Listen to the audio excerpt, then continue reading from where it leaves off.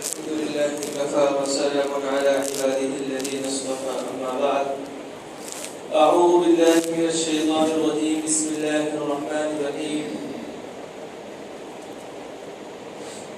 قل أطيعوا الله وأطيعوا الرسول وقال النبي صلى الله عليه وسلم لا يؤمن أحدكم حتى أكون أحب إليه من والده وولده والناس أجمعين صدق الله العظيم. ہر ابتدا سے پہلے ہر انتہا کے بعد ذات نبی بلند ہے، ذات خدا کے بعد دنیا میں جس قدر لوگ ہیں احترام کے قابل ہم سبھی کو مانتے ہیں مگر مصطفیٰ کے بعد. معزز دوستوں اور عزیز ساتھیوں، رب سبحانہ و تعالیٰ کا بہت ہی احسان اور کرم ہم پر ہے کہ رب سبحانہ و تعالیٰ نے ہمیں جمعہ المبارک کا دن عطا فرمایا ہے. مقدس گھڑیاں ہیں، مقدس ساعتیں ہیں. رب تبارک و تعالیٰ ہمیں خوب عبادتیں کرنے کی توفیق عطا فرمائے. نبی کریم صلی اللہ علیہ وسلم پر خوب درود پاک پڑھنے کی توفیق اور سعادت عطا فرمائے. جمعہ کے دن ہمارے لیے ضروری ہے کہ ہم مسجد کے اندر جلدی آ جائیں. جمعہ کے دن کی احترامی میں سے ہے. یہ نہ ہو کہ وہی جمعہ کا دن ہے تو ہفتے کی عید ہے اور اس کے اندر مسلمانوں کا اجتماع ہوتا ہے، شعائر اسلام میں سے ہے، تو یہ اس کا اظہار بھی ہونا چاہیے تھا. لیکن عموماً ہماری طرف سے غفلتیں برتی جاتی ہیں اور اس کا ہمیں احساس بھی نہیں ہوتا ہے بعض دفعہ تو بھیا جمعہ ہے یا نہیں ہے. تو ہمیں خیال رکھنا چاہیے اس بات کا کہ ہم ہمارے اسلامی دنوں کو عظمت کی نگاہ سے دیکھیں اور اس پر عمل پیرا ہو، اس کو عملی جامہ پہنائیں. میں نے قرآن کریم کی آیت کریمہ پڑھی ہے جس میں رب تبارک و تعالیٰ اپنی اور نبی کریم صلی اللہ علیہ وسلم کی اطاعت کا حکم دیتا ہے. انسان کو رب سبحانہ و تعالیٰ نے دنیا کے اندر مبعوث کیا ہے، پیدا کیا ہے، اور رب تبارک و تعالیٰ نے اس کے ذمہ کچھ کام لگا دیے ہیں. بھائیوں، ہم رب تبارک و تعالیٰ کی مخلوقات میں سے سب سے عظیم ترین مخلوق ہے. اللہ نے کئی ہزار مخلوق پیدا فرمائی ہے، ان میں سے اشرف اور اعلیٰ مخلوق اللہ نے انسان کو بنایا ہے. عظیم مخلوق رب سبحانہ و تعالیٰ نے مجھے اور آپ کو بنایا ہے، اور پھر تمام کائنات کا نبی رب تبارک و تعالیٰ نے ہم کو عطا فرما دیا ہے.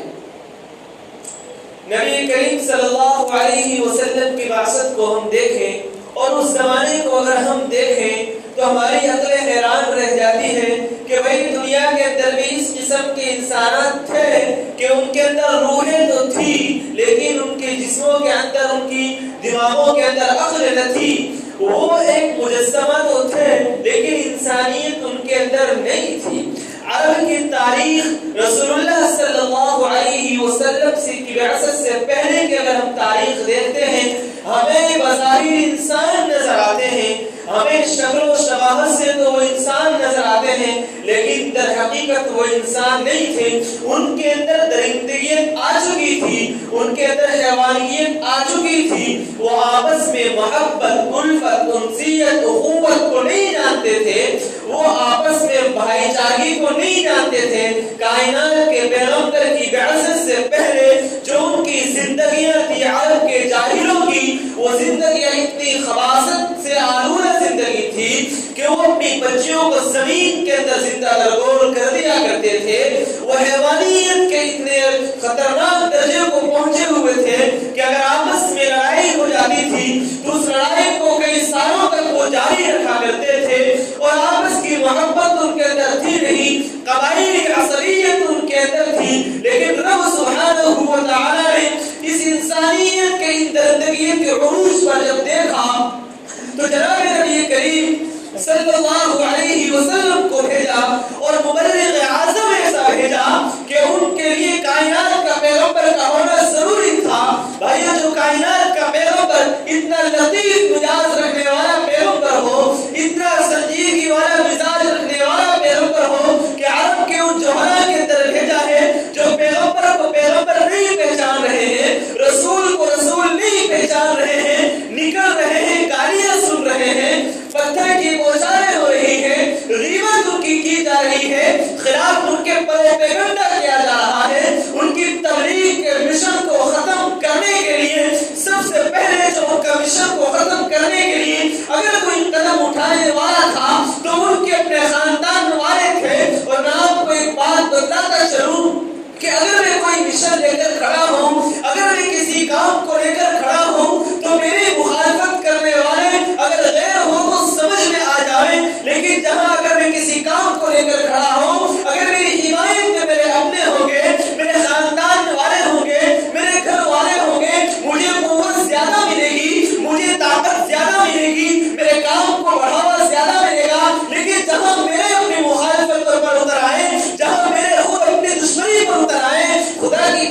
وہ مشن آگے نہیں چل سکتا ہے کہ جس کے خود اپنے دشمن بن جاتے ہو، اپنے گھر والے جس کے دشمن بن جاتے ہو۔ کائنات کے پیغمبر کی زندگی کا جب مطالعہ کیا جاتا ہے پتہ یہ چلتا ہے نبی کریم صلی اللہ علیہ وسلم اس کلمے والے مشن کو لے کر اٹھے ہیں، اس دعوت و تبلیغ کو لے کر جب اٹھے ہیں، کائنات کے پیغمبر کے سب سے پہلے دشمن اپنے خاندان سے اٹھنے والے ہیں۔ ابو جہل جو سویبہ کو آزاد کرانے والا تھا، پیغمبر کی بعثت کی خوشی کی وجہ تھی کہ میرا بھتیجا پیدا ہوا ہے، یہ عرب کا سردار جس کو میرے نبی نے کہا کہ اگر میری امت کا کوئی فرعون ہے تو یہ ابو جہل ہے۔ کائنات کے پیغمبر کے اگر مشن کے سب سے پہلے خلاف ورزی کرنے والا تھا تو یہ ابو جہل تھا، عتبہ تھا، شیبہ تھا، یہ اپنے خاندان والے ہیں، قریش والے ہیں۔ اللہ کے نبی صلی اللہ علیہ وسلم کو انہوں نے مکہ سے نکلنے پر مجبور کیا تھا۔ کون تھے؟ اپنے تھے، اپنوں نے مخالفت کی ہے، اپنوں نے غداری کی ہے، اپنوں نے رسول اللہ صلی اللہ علیہ وسلم کو تکلیف پہنچائی ہے۔ کائنات کا پیغمبر، لطیف مزاج رہنے والا پیغمبر جس کو انہوں نے پیغمبر نہیں سمجھا ہے، کبھی مجنون کہا جا رہا ہے، کبھی کاہن کہا جا رہا ہے، کبھی رسول اللہ صلی اللہ علیہ وسلم کو جادوگر کہا جا رہا ہے، کس کو کہا جا رہا ہے؟ بھائی میرے اور آپ کے پیغمبر کو کہا جا رہا ہے۔ وہ پیغمبر جو کبھی مینا میں میرے اور آپ کے لیے رو رہا ہو، عرفات میں میرے اور آپ کے لیے رو رہا ہو، اس کائنات کے پیغمبر کے مشن کو پیچھے ہٹانے والے آپ کے خاندان والے ہیں، آپ کے خاندان کے لوگ ہیں، آپ کے اپنے لوگ ہیں۔ اللہ کے رسول صلی اللہ علیہ وسلم مکہ سے نکل کر تاریخ جاتے ہیں، امید ہے کوئی سن لے گا، امید ہے کوئی مان لے گا، امید ہے کوئی بھی نہیں سن لے گا، لیکن کیا معلوم تھا جہاں اپنی مخالفت پر اتر آتے ہیں تو غیروں کو زیادہ موقع ملتا ہے۔ آج اگر میں کوئی مشن کو لے کر چلوں، اگر مجھے اپنے گھر والوں نے نکالا ہے، بھلا کوئی مجھے غیر کہاں بنا دے گا؟ مجھے غیر کہاں اپنے گھر پر رکنے دے گا؟ مکہ سے نکل کر جب نبی کریم صلی اللہ علیہ وسلم ہجرت کو جا رہے تھے تو مکہ کی دیواروں کو بڑی حسرت کی نگاہ سے دیکھ رہے تھے۔ بھائی مکہ میں تجھے چھوڑ کر جا رہا ہوں، رب کے گھر عظیم گھر کو میرے نبی جب چھوڑ کے جا رہے ہیں، اپنے وطن کو تو بڑی آبگیری سے جا رہے ہیں۔ کون اپنے وطن کو ترک کرنا چاہتا ہے؟ کون اپنے گھر کو چھوڑنا چاہتا ہے؟ کون اپنے خاندان والوں سے جدا ہونا چاہتا ہے؟ لیکن چونکہ دین تھا، چونکہ رب تبارک و تعالیٰ کی شریعت کا لفاظ تھا۔ کون سی رب کی شریعت جس کو آج میں اور آپ تعال کرتے ہیں؟ کون سی شریعت کو نبی کریم صلی اللہ علیہ وسلم پہنچانے میں تکلیف برداشت کر رہے ہیں؟ وہی شریعت بھائی جس کو میں اور آپ دھڑلے سے چھوڑ دیتے ہیں، جس کو میں اور آپ دھڑلے سے پامال کر دیتے ہیں۔ کون رسول؟ وہ جس کو معراج پر بلایا گیا ہو، جس کو رب تبارک و تعالیٰ نے اور فرشتے جن کو اوپر وحی لے کر نازل ہو رہے ہو، جب اللہ جن کے لیے سونے کو بنانے کا کہا، وہی پیغمبر جن کی ہم آج مخالفت کرتے ہیں۔ میں اور آپ کا مشن یہ ہے کہ بھائی ہم نام کے تو صرف مسلمان ہیں، ہماری اور آپ کی خواہش یہ ہوتی ہے کہ ہمارا نام عاشق رسول میں شمار ہو، لیکن عاشق رسول کے جو تقاضے ہیں ان کو پورا کرنے کا موقع آتا ہے تو ہم اور آپ پیچھے ہٹ جاتے ہیں۔ یہ نہیں ہے، اصل تو یہ ہے کہ رسول کی جہاں بات آ جائے، غلط چاہے کیوں نہ کر جائے، لیکن رسول کی ناموس پر ذرا کیسے آنے دی جائے۔ میں اور آپ ہماری اپنی وراثت میں کسی دوسرے کو شریک نہیں ہونے دیتے ہیں۔ کائنات کے پیغمبر کا چھوڑا ہوا مال تو یہ میراث، یہ علم ہے، یہ شریعت ہے، اس پر کوئی انگلی اٹھاتا ہے تو ہماری زبان کیوں نہیں کھلتی؟ کیا پیغمبر کا اتنا حق تھا؟ کیا پیغمبر کا بس اتنا ہی حق تھا کہ ہم مہینے میں ایک مرتبہ، سال میں ایک مرتبہ اس کے نام پر جلوس کر کے بات ختم کر دیں؟ یہ نبی کا حق ختم ہو گیا؟ کیا نبی کا حق یہی ہے مجھ پر اور آپ پر کہ ہم بس کبھی رسول کا نام لیں، تہواروں پر رسول کا نام لیں؟ کائنات کا وہ پیغمبر جو میرے اور آپ کے لیے دنیا میں روتا رہا، جو کائنات کا پیغمبر میرے اور آپ کے لیے تکلیفیں برداشت کرتا رہا، کل قیامت کے دن وہ میرے اور آپ کے لیے روئے گا۔ کیا اس کا اتنا ہی حق بنتا ہے کہ بھائی ہم اس کو چھوڑ دیں، ہم اس کی شریعت کو چھوڑ دیں؟ آج جہاں دیکھتے ہیں رسول کی شریعت پر کوئی عمل نہیں کرتا ہے، جہاں آج اس میں انسان اپنی خواہشات کے مطابق چلنا چاہتا ہے، اسے شریعت سے کوئی لینا دینا نہیں ہوتا ہے، جہاں اس کی اپنی من چاہی زندگی گزارنے کا موقع آتا ہے وہ بہانہ نکالتا ہے، کوئی مسئلہ پوچھنا ہوتا ہے، جب تک اس کو اپنے مشن کے مطابق، اپنی چاہت کے مطابق مسئلہ معلوم نہیں ہوتا ہے، وہ بار بار پوچھتا ہے کہ بھائی کہاں میرا مفاد چھپا ہے۔ بھائیو یہ نہیں ہے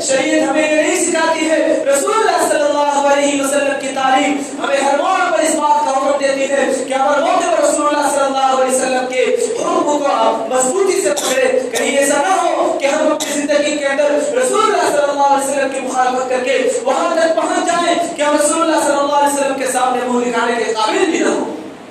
رسول اللہ صلی اللہ علیہ وسلم کے صحابہ کی زندگی کو دیکھیے، حضرت عمر بن عبداللہ بن عمر رضی اللہ تعالی عنہ رسول اللہ صلی اللہ علیہ وسلم کتنے بڑے عاشق ہیں، ایک سفر پر جا رہے ہیں، ایک موقع پر رک گئے تو استنجا کے لیے کسی نے کہا حضرت کیوں رک رہے ہو؟ کہا مجھے استنجا کی ضرورت ہے۔ تو ضرورت نہیں تھی، وہاں بیٹھے، تھوڑی دیر وہاں بیٹھے، استنجا کی شکل اختیار کی، اٹھ کر واپس چلے آئے۔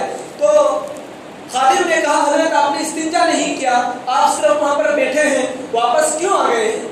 آپ نے استنجا نہیں کیا تھا تو چلتے قافلہ جا رہا تھا، یہ آپ نے رک کر ہمارے قافلے کے اندر خلش پیدا ہو گئی۔ تو حضرت نے فرمایا کہ اسی طرح میں نبی کریم صلی اللہ علیہ وسلم کے ساتھ سفر کر رہا تھا، آپ صلی اللہ علیہ وسلم نے استنجا فرمایا تھا، مجھے استنجا تو نہیں آ رہا تھا لیکن میری غیرت گوارا نہیں کر رہی تھی کہ کائنات کے پیغمبر جہاں سے اس حالت میں گزرے ہو میں بغیر اس کے گزر جاؤں، مجھے استنجا تو نہیں آ رہا تھا لیکن میں صورت بنا کر بیٹھ گیا تاکہ نبی کی ایک سنت زندہ ہو جائے۔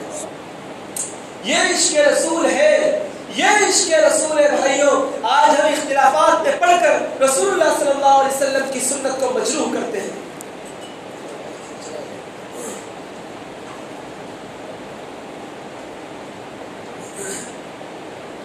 آج ہم اختلافات میں پڑھ کر آج ہم نے اپنا مشن کیا بنا لیا بھائیوں اختلافات میں کہ ہم نے ایک دوسرے سے وہ سوال پوچھنا شروع کر دیا جو رب تبارک و تعالیٰ کو ہم سے پوچھنا تھا۔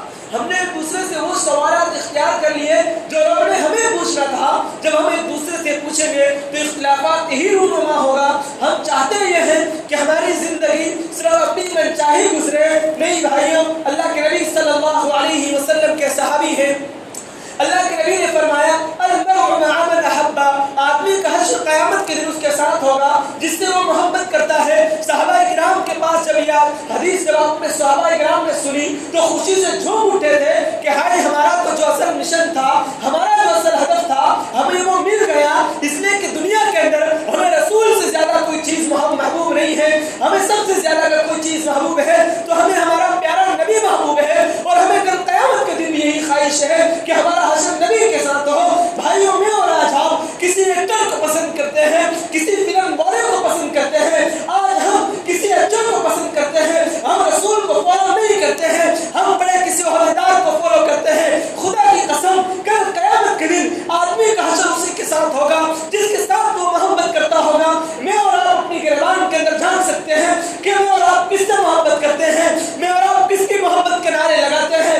آج میں اور آپ رسول کی شریعت پر کہاں تک عمل کرتے ہیں؟ جہاں بات رسول کی صورت پر آتی ہے تو میں اور آپ صبح اٹھ کر اپنے چہرے پر داڑھی کے اوپر داڑھی پر اس طرح پھیر کر میں اپنے رسول کی شریعت کو، میں اپنے رسول کی سنت کو نالی میں بہا دیتا ہوں۔ وہ نبی کی سنت جس کو میں اور آپ نالی میں بہا دیتے ہیں، بتاؤ تو صحیح تم اس طرح اپنے چہرے پر چلاتے ہو، کائنات کو مدینے میں جا کر وہ چھریاں رکھتی ہے۔ بتاؤ میری زندگی کہاں کرنے والی نصیب ہوگی، کہاں ہمیں کرنے والی موت نصیب ہوگی؟ جہاں رسول کو مجروح کر رہے ہو، رسول کی شریعت کو مجروح کر رہے ہو، جہاں میں اور آپ رسول کی مخالفت کر رہے ہو، جہاں میں اور آپ رسول کی شریعت کی حفاظت نہیں کر سکتے ہو، جہاں میں اور آپ اپنے بچوں کی حفاظت نہ کر سکتے ہو، اپنے بیٹوں کی حفاظت نہ کر سکتے ہو۔ آج ہماری مائیں بہنوں کو دیکھتے ہیں لوگ وہاں رسول اللہ صلی اللہ علیہ وسلم کی شریعت کی مخالفت کر رہی ہے، جہاں جاتے ہیں لاریوں پر کھڑی اپنی بہنیں کھا رہی ہے۔ خدا کی قسم اللہ کے رسول صلی اللہ علیہ وسلم کا مشن یہ تھا۔ امام ترمذی رحمۃ اللہ علیہ نے مستقل باب قائم کیا ہے کہ بھائی کافر کے برتن میں کھانا جائز ہے یا نہیں ہے، اس کے برتن کو استعمال کرنا جائز ہے یا نہیں ہے، یہ ایک مسئلہ امام ترمذی نے قائم کیا ہے۔ لیکن بات ذرا دیکھیے، جہاں ہم دیکھتے ہیں تو ہمارے نوجوانوں کو چھوڑ کر ہمیں عورتوں کا ایک طبقہ نظر آتا ہے، نوجوان بچوں کا طبقہ نظر آتا ہے جو غیر کی دکانوں پر کھڑے ہو کر دھڑے سے وہاں کھانا کھاتے ہیں، وہاں ناشتہ کرتے ہیں۔ بھائی کن کی دکانوں پر کھا رہے ہیں؟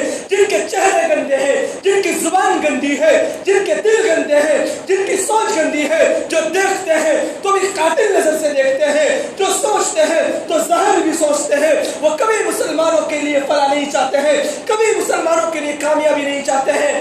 آج ہم ان کو آباد کرنے کے لیے اپنے پیسوں کو وہاں لگاتے ہیں، اپنے بچوں کو وہاں ڈالے دیتے ہیں۔ خدا کی قسم بڑی تکلیف ہوتی ہے جہاں اس طرح کا ماحول دیکھا جاتا ہے کہ بچیوں کو ہم آزاد چھوڑ دیتے ہیں، پھر یہی بچی ارتداد پر پہنچتی ہے، اور ارتداد جا کر پھر یہ موقع ہوتا ہے کہ بچے ایمان سے ہاتھ دھو بیٹھتی ہے.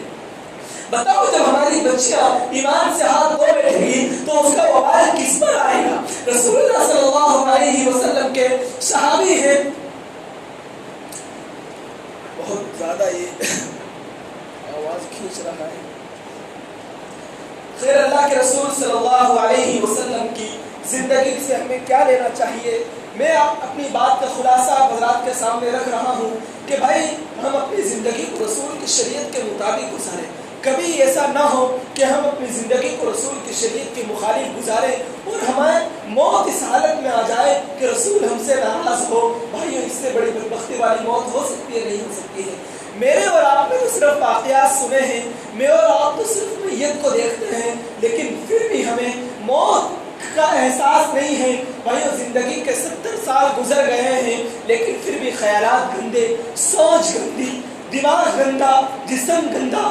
کیوں بھائیوں؟ کہ بھائی ایمان کا ہمیں ایمان کی حرارت نہیں ملی ہے.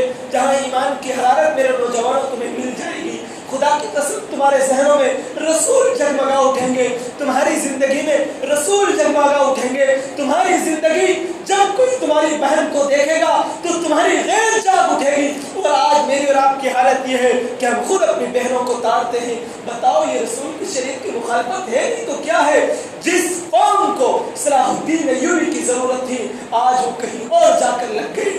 جس امت کو اس وقت ضرورت تھی کسی قائد کی، نوجوانوں کی، رہبروں کی، آج وہ غلط کاری میں مبتلا ہوئے. آج وہ گلیوں گلیوں سیٹی بجاتے پھرتے ہیں، عشق بازی میں لگے ہوئے ہیں. تو شریعت کا ایک حصہ امت سے چھن گیا ہے. یہودیوں نے مسلمانوں پر وہ کمند ان کے ذہنوں پر ڈالی ہے کہ ہمارے نوجوانوں کو انہوں نے قبض کر لیا ہے، ہمارے نوجوانوں کو انہوں نے قید کر لیا ہے، اور شریعت کی انہوں نے بھرپور مخالفت کی ہے. آج فلسطین کے حالات ایسے کیوں ہیں؟ فلسطین اور اسرائیل اتنا آگے بڑھا ہوا کیوں ہے؟ اس لیے کہ انہیں سپورٹ اپنوں کا نہیں مسلمانوں کا مل رہا ہے.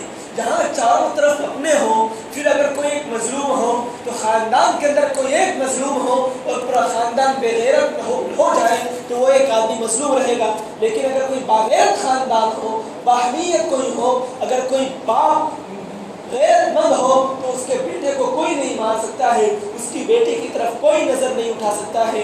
لیکن جہاں بے غیرتی ہو جائے، جہاں باپ بھی زناکار بن جائے، جہاں باپ کی بھی سوچ گندی ہو جائے، بیٹے کی بھی گندی ہو جائے، خاندان والوں کی بھی گندی ہو جائے تو معاشرہ تباہ و برباد ہو جاتا ہے. آج فلسطین چاروں طرف سے گھرا ہوا ہے، اسلامی ممالک ہے، پھر آج ان پر یہ حالات کیوں ہیں؟ اس لیے کہ سارے بے غیرت ہو چکے ہیں، ایمانی حمیت مر چکی ہے. میری اور آپ کی بھی ایمانی حمیت مر چکی ہے. ایمان کا تقاضا تو یہ تھا، میں اور آپ ان کو ہر دعا میں یاد کرتے. میرا اور آپ کا تقاضا تو یہ تھا کہ آج ہم اپنی بابری مسجد کو یاد کرتے، آج ہم اپنے مدارس کو یاد کرتے، آج ہم اپنے مکاتب کو یاد کرتے، آج ہم اپنے علماء کو یاد کرتے، ان کی قدر کرتے. لیکن جہاں قوم نے اس کی ناقدری کی ہے، خدا کی قسم قوم سے یہ سب کچھ سر کا چھن رہا ہے. رسول اللہ صلی اللہ علیہ وسلم کی وراثت جو ہوا کرتی ہے وہ علم کی صورت میں ہوا کرتی ہے. میں اور آپ جب مرتے ہیں تو ہم وصیت اپنے مال کی حفاظت کے کر کے جاتے ہیں. کائنات کے پیدوں پر جب آپ جا رہے ہیں تو اپنی امت کو یاد کر رہے ہیں. اور آپ صلی اللہ علیہ وسلم کی دیکھو مسئلہ علمی ہے، میں اس کو ایزی کر کے سمجھاتا ہوں کہ بھائی نبی کریم صلی اللہ علیہ وسلم کی وفات بھی ہماری وفات کی طرح نہیں ہے. ہمارا عقیدہ یہ ہے کہ رسول اللہ صلی اللہ علیہ وسلم قبر کے اندر زندہ اور حیات ہیں. آپ صلی اللہ علیہ وسلم جب دنیا سے وفات پا گئے ہیں تو آپ کے اعمال یہ صدقہ بنتا ہے اور امت کے لیے علم جو ہے وراثت بنتی ہے. اس لیے قرآن کریم میں ہے العلماء ورثۃ الانبیاء کہ بھائی یہ انما یہ نبی کریم صلی اللہ علیہ وسلم کی حدیث ہے کہ علماء یہ میرے دین کے وارث ہیں، انبیاء کے وارث ہوا کرتے ہیں اور انبیاء ایک نبی کے مشن کو لے کر چلا کرتے ہیں. لیکن جہاں دیکھا قوم نے انبیاء کے نائبین کو، انبیاء کے وارثین کو، حاملین علوم نبوت کو جب انہوں نے طنز کیا، انہوں نے ان کو چھیڑا اور لوگوں نے جب ان کو دیکھا تو پھر ہمارے یہاں کیا ہوتا ہے، ویرانگی نظر آتی ہے. اس لیے جب بھی اگر کہیں ایسا موقع ہو تو ہم اپنے دین کی قدر کریں، اپنے ایمان کی حفاظت کریں، اپنے اولادوں کو صحیح تربیت دیں، اپنے بچوں کو صحیح تربیت دیں، اپنے دین کی حفاظت کے لیے مکاتب میں اپنے اولادوں کو بھیجیں. حالات اس قدر سنگین ہیں کہ آنے والے حالات ہمیں معلوم نہیں ہے کہ کیا منڈا رہے ہیں ہمارے اولادیں، ہمارے نوجوانوں. تو میں یہ اپیل کرتا ہوں کہ زمانہ اختلاط کا چل رہا ہے اور اس زمانے کے اندر ہمارے لیے ضروری ہے کہ ہم رسول اللہ صلی اللہ علیہ وسلم سے اپنی وابستگی اختیار کریں. ذوالحجہ کا مہینہ آ رہا ہے، اس مہینے کے اندر اللہ تبارک و تعالیٰ قرآن میں قسم کھاتا ہے والفجر وليال العشر والشفع والوتر. آخری نبی ذوالحجہ یہ بہت قیمتی ایام ہوا کرتے ہیں، اس میں رب تبارک و تعالیٰ سے قرب کرنے کا مہینہ ہے. پھر ذوالحجہ کے مہینے پھر قربانی کے ایام آ رہے ہیں اور قربانی کے ایام میں بھائیو سستی نہ برتے. ہم نے ایسے لوگوں کو دیکھا ہے مال ان کے پاس موجود ہے، فراوانی ہے، لیکن پھر بھی وہ قربانی نہیں کرتے ہیں. یاد رکھیں حضرت ابو ہریرہ رضی اللہ تعالیٰ عنہ کی روایت ہے، اللہ کے نبی نے فرمایا اگر کوئی صاحب استطاعت ہے قربانی کر سکتا ہے، اگر وہ جان بوجھ کر قربانی نہیں کرتا ہے تو اس کو ضرورت نہیں ہے کہ وہ عیدگاہ میں آئے. اللہ کے رسول صلی اللہ علیہ وسلم نے یہ سخت ارشاد فرمایا ہے کہ ہماری عیدگاہ میں نہ آئے وہ شخص جو قربانی جان بوجھ کر نہ کرتا ہو. حضرت بھائیوں قربانی کے ہر بار کے بدلے میں ہمیں ثواب ملتا ہے اور قربانی کا جانور کل قیامت کے دن صاحب قربانی کے لیے سفارش کرے گا. اس لیے اپنے مال کو صحیح جگہ استعمال کرو، اپنے اولادوں کو صحیح جگہ لگاؤ، رسول اللہ صلی اللہ علیہ وسلم کی سنت سے انہیں آگاہ کراؤ، قرآن سے انہیں آگاہ کراؤ، شریعت سے انہیں آگاہ کراؤ. پھر اپنی زندگی کے لیے انہیں وہ طریقہ چھوڑ کر جاؤ. بہترین اگر کوئی میراث چھوڑ کر جانے والے ہو تو یاد رکھیے تمہارا مال کا زیادہ چھوڑنا یہ بہترین میراث نہیں ہے، تمہارے زیادہ بنگلے چھوڑ کر جانا یہ بہترین میراث نہیں ہے. میرے اور آپ کے اگر بہترین میراث چھوڑ کر جاتے ہیں اپنے بچوں کو حافظ والا چھوڑ کر جاؤ، قرآن والا چھوڑ کر جاؤ، حدیث والا چھوڑ کر جاؤ. یہ تمہاری قبروں پر جا کر فاتحہ پڑھنے والے ہوں گے. ورنہ خدا کی قسم ایسے لوگ ہیں کہ جن کی قبر کو 3 مہینے کے بعد کوئی نہیں پہچانتا ہے. اور آپ نے دیکھے ہوں گے ہمارے داداؤں کی قبر ہمیں نہیں معلوم ہے، اپنے گریبان میں ذرا جھانک کر دیکھیں. اس لیے کچھ احساسات میں نے آپ حضرات کے سامنے پیش کیے ہیں. آپ دعا کریں کہ نبی کریم صلی اللہ علیہ وسلم کی سنت سے اپنی زندگی کو وابستگی اختیار کریں اور اپنے آپ سے توبہ رب تبارک و تعالیٰ سے کریں کہ اللہ تبارک و تعالیٰ ہم سب کی توبہ کو قبول فرما. جتنے گناہ ہوئے ہیں، گناہ ہونا یہ بشری تقاضا ہے، لیکن پھر اس سے توبہ کرنا یہ ہم پر ضروری ہے. اللہ کے نبی 70 مرتبہ استغفار کرتے تھے، کائنات کے پیغمبر توبہ کرتے تھے. بھائیوں میں آپ تو گناہ سے آلودگی والی زندگی والے ہیں، اس لیے ہم پر تو توبہ ضروری ہو جاتی ہے. اس لیے آپ گناہ سے توبہ کیجئے اور آئندہ اچھی زندگی گزارنے کا عزم کیجئے.